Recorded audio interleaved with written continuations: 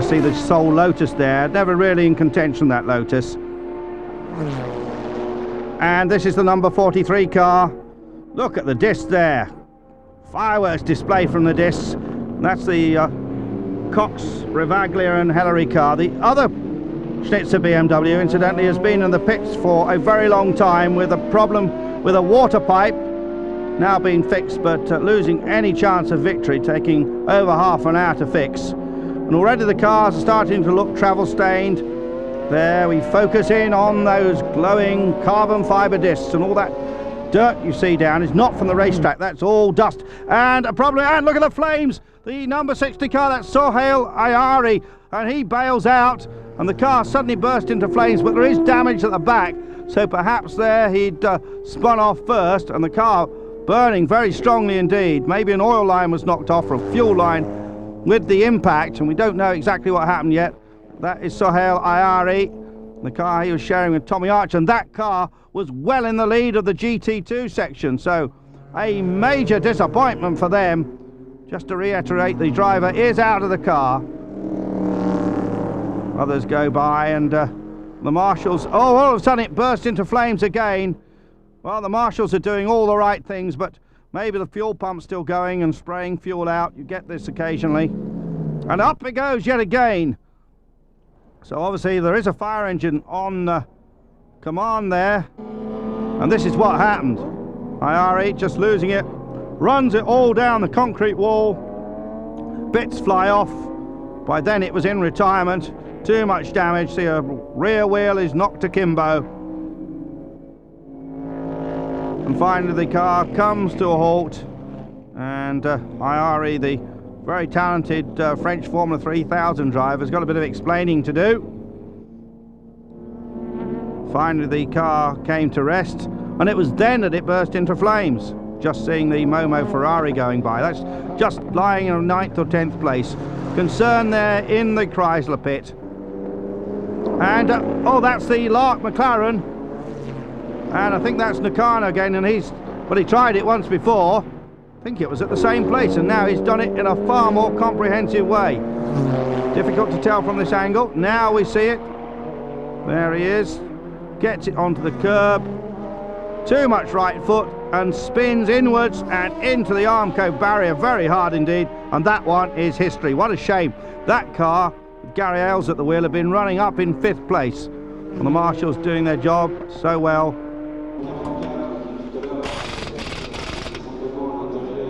In the pits, work continues. That's the JB Racing Team Porsche. Ferté, Trevenard and Von Gartzen. See, Oliver Trevenard takes over, and he used to race a Ferrari F40 for the pilot team. See one of the big screens there that helps the fans see what's happening around the circuit. There's Jean-Pierre Jarier. I notice he wears glasses these days at the wheel. Jumper Jarier. He's lying in 3rd place in the GT2 category. Put on a bit of weight since the days when he was in Formula 1 with teams like Shadow.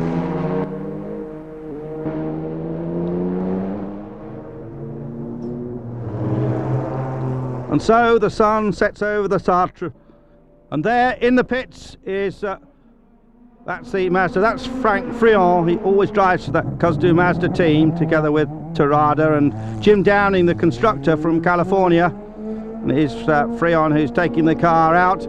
That car with a rotary engine has not been in contention this year in the prototype class, but it's still great to have Mazda back here.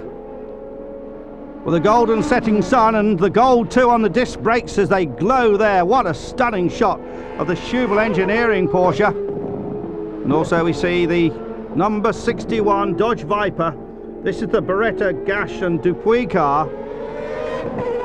Well, you won't get a better shot of that, and you don't get a complete circle there because the brake caliper is in the way. On then to the night. At Le Mans sometimes it tends to rain in the night, but that was not the case. Here's a Nissan, yet another Nissan getting yet another new oil cooler. A car limping there. It's the Jarier car, so obviously a very big problem, maybe in the engine department.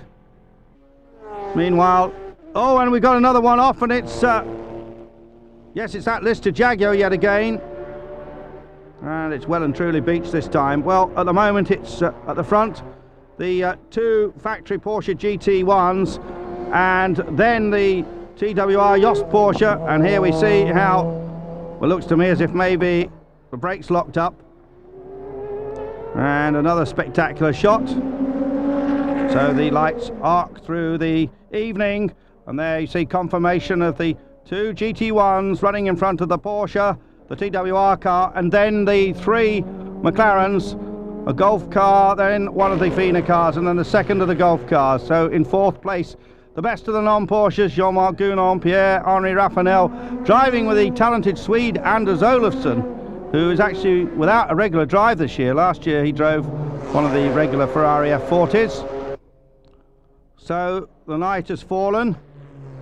In the pits, a Courage receives attention. That's the car that's going so well early on, with Frederick Ekblom at the wheel. And some attention to the car. Quite sure what the problem is. Regular refueling for the 25. And indeed, the pit's an absolute hive of activity.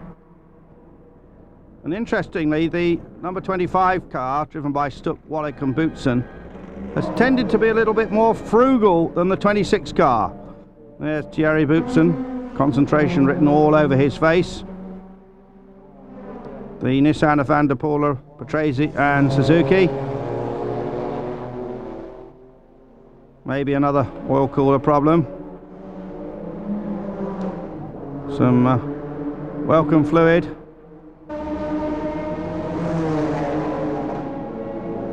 And this is the all-night vigil for the workers. And now the 26 car comes in. The two Porsches running very closely together indeed a lot of the time. 26 car seemed to be just that little bit faster on the track. Kellener climbs out. Climbing back aboard is Yannick Dalmas. Yannick, a 3 times winner of this race, driving with 2 injured fingers. He has had them bound up and he's been refusing to sign autographs. Crashed very heavily at a test at Spa in Belgium, wrote off a car and broke some fingers. Thierry Boutsen, another of the Porsche pit stops here. Norbert Singer there, the engineering boss of this team. Boutsen ready to climb on board. These pit stops every 45 minutes or so. Hans Stuck climbs out of the car, but this is the lead machine. Been waging quite a battle with its sister car, and nevertheless still keeping a watching brief. On the same lap, the TWR Yost Porsche, the open car.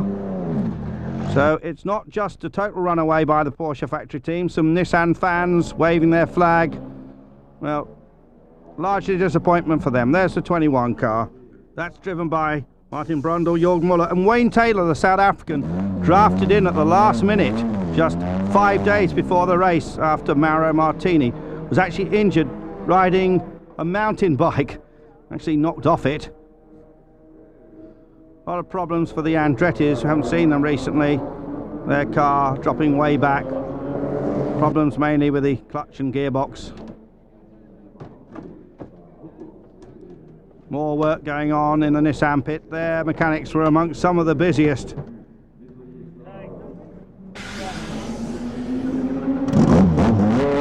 V8 fires up. Twin turbo engine, remember, about 600 horsepower, and off they go, but way down the order. And that order still about basically Porsche versus McLaren BMW. And problems for the Viper now in the engine department. And the moon just sliding behind the clouds. And the race continuing without any incidents whatsoever. Le Mans at night sometimes sees some big incidents and the safety car coming out, but running extremely smoothly. See very few spectators up there in the grandstand. And then the sun comes up.